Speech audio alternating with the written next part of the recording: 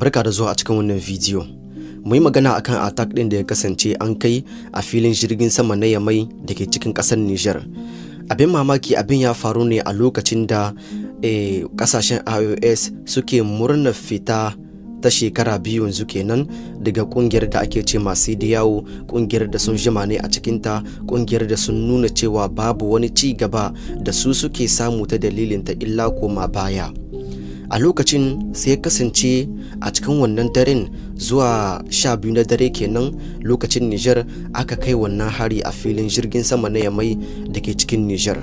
Mutane da yawa sun shaida cewa abin wuta ce aka buɗa ta musamman, ba ƙananan makamai bane aka yi amfani da su, sannan akwai wasu labarai da suke yawo inda ake cewa an yi amfani da ma drone, jirage mara matuƙa kenan. A takaice wannan attack ya kasance ne an tsara shi da kyau, ya kasance ne an yi amfani da fasahar zamani domin ganin cewa an kai shi.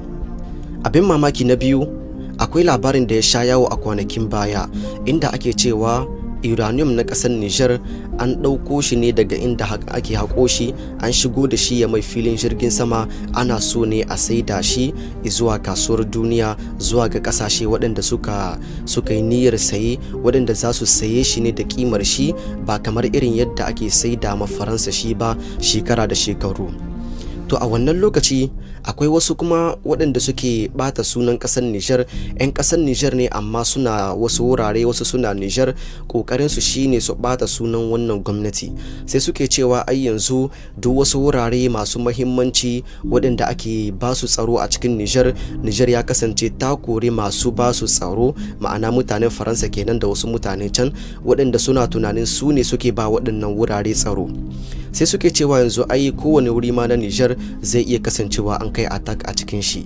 Sai ku gashi mun gani an kai attack a filin jirgin sama da ke cikin Yamai a cikin ƙasar Nijar.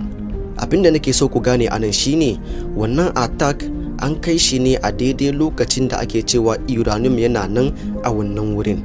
Ban sani bai dan kun hango abinda nake hangowa, da a ce an kuskura jami'an tsaronmu Allah bai ba su iko ba suka yi nasarar dakile wannan attack har ya kasance suka kori waɗanda suka kawo wannan hari har suka kashe wasu daga cikinsu, aka kama na kamawa.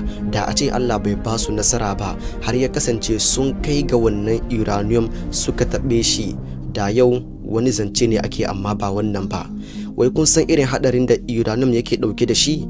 Da a ce sun yi nasara halba mishi ko da bindiga ko wani bom da zai iya tashi a wannan wurin da yake, da babbar barna ce za a yi a cikin Yamai. Waɗanda ma suke wannan yankin ba a ma maganar su, ina ma a ce wannan abin ya faru. Tabbas ne abin zai kasance ya zo da wata fuska ta muni sosai, to sai dai Allah bai ba su iko akan wannan ba. Sannan ko da uranium din ya fashe an taɓe shi, radiyo din da yake tattare da shi zai yaɗu ne a cikin ƙasar Nijar. A takaice nan sai mu ce Allah ya tsamo mu ne daga wani rami da aka so a jifa mu a cikin shi. Dama a koda yaushe muna cewa Allah ne yake kare mu ba kowa ba. Ko da yau duniya za su haɗu ne su kulla baki, su kulla kai, su haɗa ƙarfi da ƙarfe domin ganin cewa sun yaƙe mu, idan Allah bai nufa ba, idan Allah ya ce babu abin da zai same mu, to su sani babu abin da za su iya yi muna. Mu mun dogara da cewa Allah ne ke komai, duk abin da ya same mu Allah ne, abin da bai same mu ba ma shi ma Allah ne.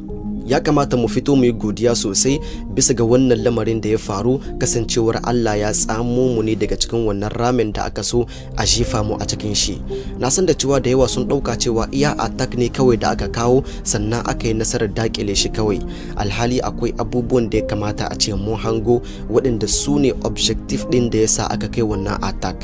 Abin mamaki shugaban mu'adali Baba Tani kawai sai ya kai ziyara a cikin wannan wurin da ya kasance an kai attack, inda ya tafi domin ya nuna sutiyan din shi, ya nuna goyon bayan shi zuwa ga jami'an tsaro, musamman ma al'ummar Yamai da ya kasance sun fito a wannan daren ba su kwana ba domin su ma su nuna goyon bayan su, su nuna cewa suna nan, in za a kashe su a kashe su, in za a bar su za a bar su ne. Su ma ya kamata a ce an jinjina musu sosai.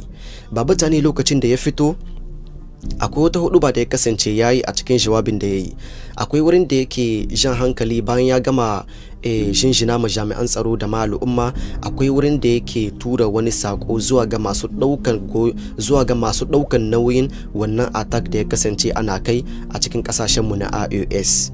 inda yake cewa je cite, mun jima muna sauraren haushin da Macron, Alassane Ouattara, Patrice Talon ke yi, saboda haka su ma su shirya domin sauraren mu yanzu. Ƙarshen sakon da ya tura. A nan shin wani sako ne Baba Tani yake ƙoƙarin isarwa a cikin watan hudubar da ya yi? Shin yana nufin yanzu Nijar ita ma za ta mayar da martani ne, ko kuma Nijar za ta ɗauki wani mataki ne, ko kuma akwai abin da yake nufi a cikin wannan message? Idan har kun gane wani abu ne yake nufi, ku rubuta mana shi a ƙasa saboda gabaki ɗayan mu amfana. Abin da zamu ce anan shine Allah ya ci gaba da kare kasar mu da ma al'ummar mu gabaki ɗayanta. Duk wani abu da wani mugu ya nufe mu da shi, Allah ya sa wannan abin ya koma ta kan shi.